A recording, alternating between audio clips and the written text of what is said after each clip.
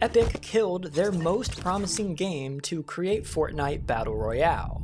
While it seemed to come out of nowhere, becoming an overnight success, Fortnite as we know it had a long development cycle full of delays and controversial decisions. One of these decisions was to pull the plug on a game that Epic had been working on for nearly 9 years to focus on the more popular and more monetizable Battle Royale game mode. But the game they killed, called Fortnite Save The World, was extremely promising, and it had the potential to redefine co-op gaming with its unique blend of base building, PvE missions, and creative freedom.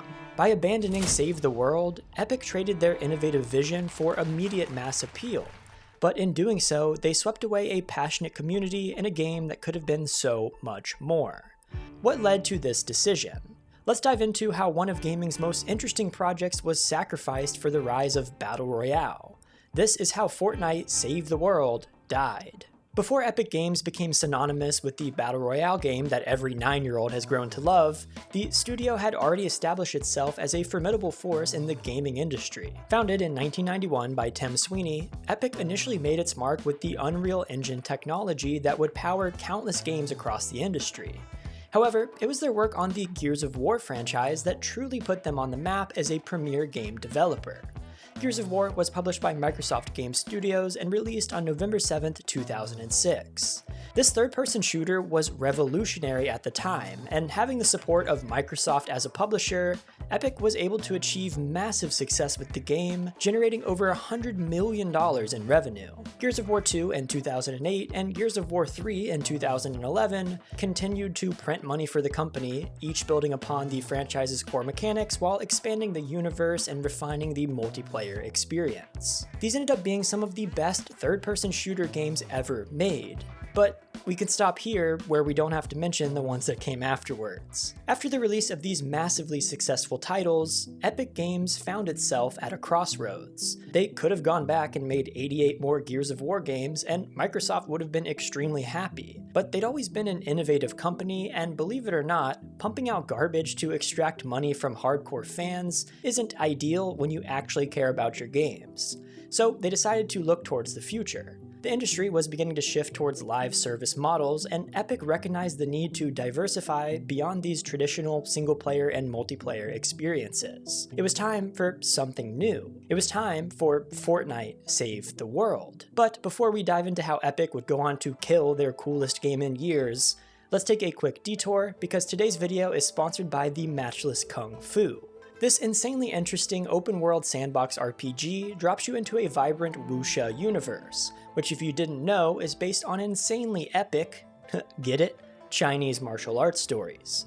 In the matchless Kung Fu, you can live out any martial arts fantasies. You can roam as a lone hero or build your own legendary sect while recruiting cult followers, taming animals like monkeys that beg for money and snakes that pick locks, and all sorts of other awesome, wild stuff that I've never seen before in a video game. The game even has a karma system that makes your actions in one life carry over with consequences into the next life. It reminds me of Kenshi if the game studied the Tao and took kung fu lessons from Bruce Lee. It's awesome. Every NPC has goals that lead to hilarious, dramatic, or dangerous encounters. Explore handcrafted or massive pre-generated worlds full of resources and challenges, and battle using a turn-based rock-paper-scissors inspired system. The Matchless Kung Fu is one of the coolest games I've played in a long time, so if you haven't played it, there's no better time than now to hop in. So check it out using the link in the description and pinned comment, and let's talk about the birth of Fortnite Save the World. The game began in development under the simple title Fortnite, before later being rebranded to Fortnite Save the World when the Battle Royale counterpart launched in 2017. But for the sake of simplicity, we're going to continue calling it Save the World for this video. The first trailer came out in December of 2011 at the VGA Awards, showcasing what Save the World, again just called Fortnite at the time, was aiming to be. And while knowing the insane levels of success with Fortnite as we know it today, you'd probably assume that this game was also extremely popular from the start, but it really wasn't. The trailer posted on their official YouTube channel only had a few tens of thousands of views for years following its release. It didn't get popular until Fortnite Battle Royale launched and players discovered the origins of their new favorite game. So in short, the project was actually relatively small. Work began in early 2012 with a budget that was significantly smaller than the massive AAA projects that Epic had become known for. The team still had over 75 developers assigned to it, including veterans from the Gears of War series, so the project size wasn't completely negligible, but it was a far cry from the polished AAA experiences like Gears of War. The first 2 years of development were marked by constant iteration and fundamental changes. The original dark, serious tone seen in the trailer was one of the first elements to be reconsidered. Focus testing showed that younger players found the realistic art style off-putting, while older players felt it was too similar to other zombie games. So the team at Epic decided to adopt a more stylized, cartoon-like aesthetic. And this decision, seemingly unimportant at the time, would go on to be the catalyst that would cause Save the World, and eventually Fortnite Battle Royale, to become the massive success story that it is today. One of the most challenging aspects of development was the building system. The original prototype used a simple grid-based system similar to Minecraft, but Epic wanted something more sophisticated. The team went through no fewer than 7 different building systems between 2012 and 2014. And in March of 2014, Epic made a decision that would both enhance and complicate the project even further, transitioning from Unreal Engine 3 to Unreal Engine 4. This wasn't just a graphics upgrade, it meant rebuilding significant portions of the game from scratch.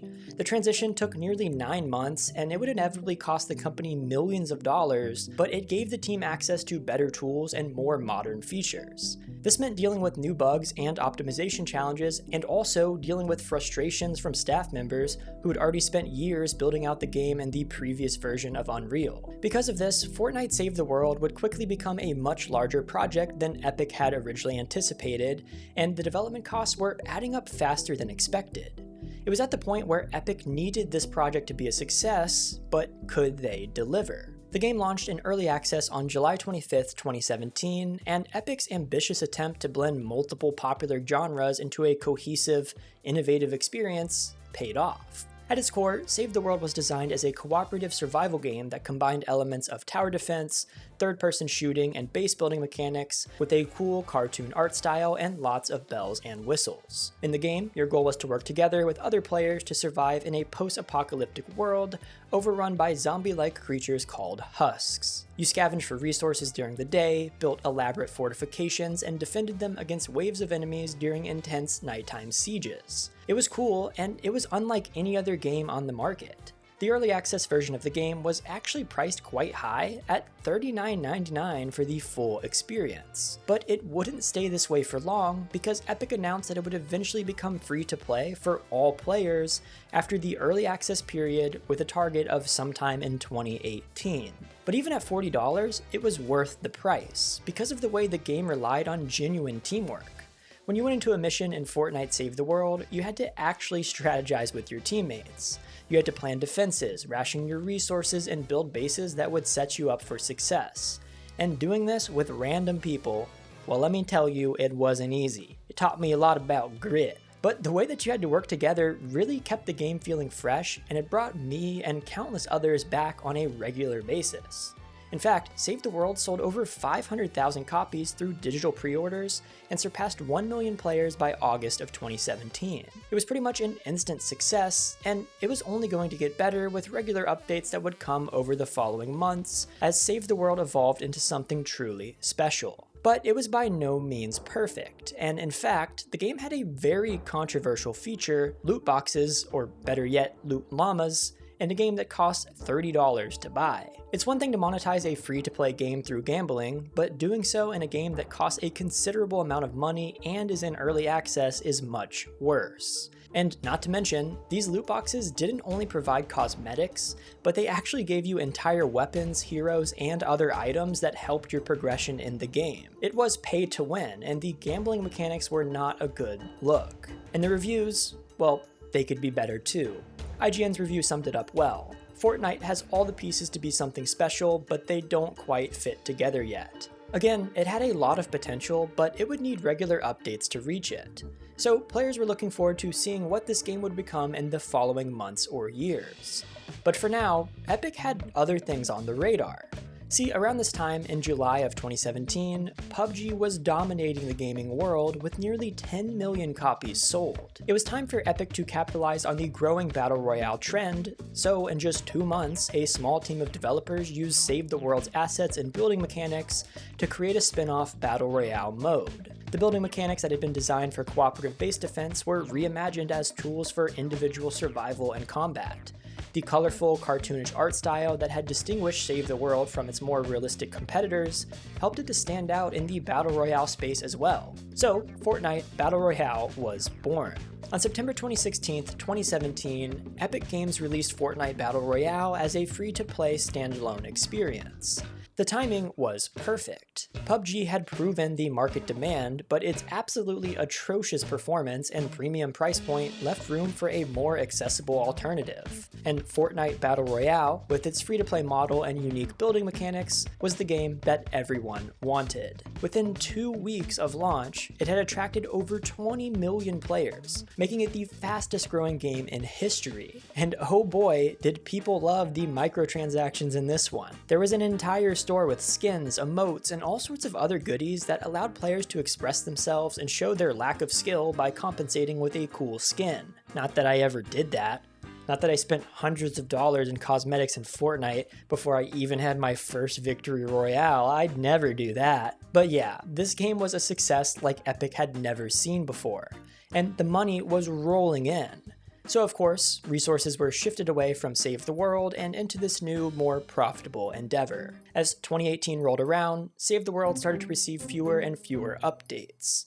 The free-to-play release was supposed to come, but as the year rolled on, it kept getting pushed to the wayside until it was announced in October that the release was supposed to come in 2019 instead. And throughout this entire time frame, the controversy and criticisms surrounding the loot box mechanics in Save the World continued to intensify. Again, this was a paid game with intense amounts of paid-to-win microtransactions, so it isn't surprising that people were upset. However, it didn't stop people from playing the game. The $40 Founders Pack that was originally aimed at getting people to support the small, scrappy Save the World Early Access project now included special skins and perks in Battle Royale as well, such as the Founder's Glider and some other cosmetic items. And since people were absolutely crazed for these skins, a lot of new players purchased this Founders Pack as Battle Royale continued to grow. So by October of 2018, when this delay to free-to-play was announced, Save the World had somehow managed to amass more than 17 million players, and many people were willing to spend $40 on Battle Royale cosmetics just to get access to an additional game that they probably wouldn't even play that much. So of course, for Epic, it was a no-brainer to keep Save the World as a paid experience, even with the decrease in updates.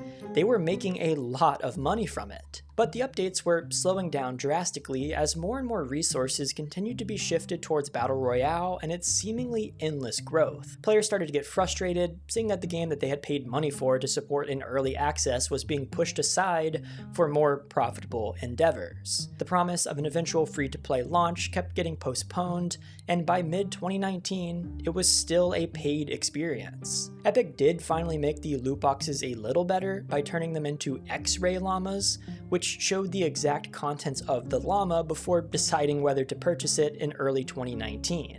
But this was mainly to just quell legal concerns and did nothing to improve the game or the overall Save the World experience. When Battle Royale received in-game events like the destruction of Dusty Depot and literal concerts with virtual versions of celebrities, Save the World players were left with increasingly long gaps between meaningful updates. The promised storyline remained incomplete, new content was sparse, and many of the game's persistent bugs and balance issues went unaddressed for months. As 2020 rolled around, the game still remained pay-to-play through these Founders Pack purchases, and in June, it was announced that Save the World would be leaving early access as promised, but it still wouldn't be free. The game would now be sold in Save the World starter packs, which included cosmetics, V-Bucks, quests, and the Save the World campaign itself, priced between $16 and $20 depending on if there were any sales or not. And best of all, the game would no longer be getting any new updates either. So it wasn't free, it wasn't finished, and now it was being abandoned. Epic introduced the Ventures system in July as a final major feature, which was just a seasonal rotation of content designed to keep existing players engaged with minimal development effort. It was sort of new content, but it was really just a lazy effort to keep people playing. And that was the last update that Save the World ever got. Now it just cycles through these ventures to eternity. Today, Save the World exists in a strange limbo.